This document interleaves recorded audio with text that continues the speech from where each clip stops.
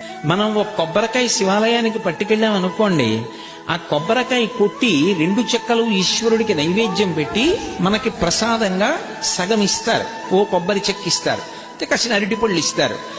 ఇస్తే వాటిని తిన్నగా ఇంటికి తెచ్చుకోకూడదు. శివుడి యొక్క నిర్మాల్యాన్ని, ప్రసాదాన్ని విడిచిపెట్టేయకూడదు.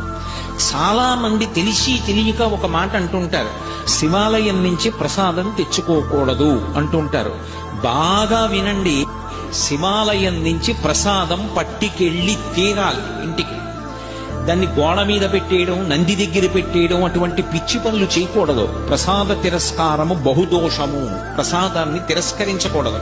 అందుకే అన్నవరం సత్యనారాయణ స్వామి కథలో ప్రసాదాన్ని తీసుకోకుండా ఆ పిల్ల భర్తని చూడ్డానికి వెడితే పడవ మునిగిపోతుంది. ఒక కథలో ఏమిటి, ప్రసాదం తినకపోతే పడవలో ముంచేసేటంతటి పైశాచికవాదా పరమేశ్వరుడు? అంత పైశాచిక మనస్తత్వం ఉన్నవాడా? కాదు.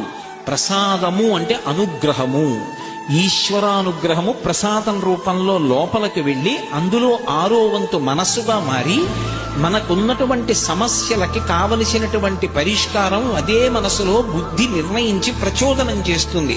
ఆ ప్రసాదం లోపలికెడితే సమస్యకి పరిష్కారం లోపల పుడుతుంది. అలా ఆ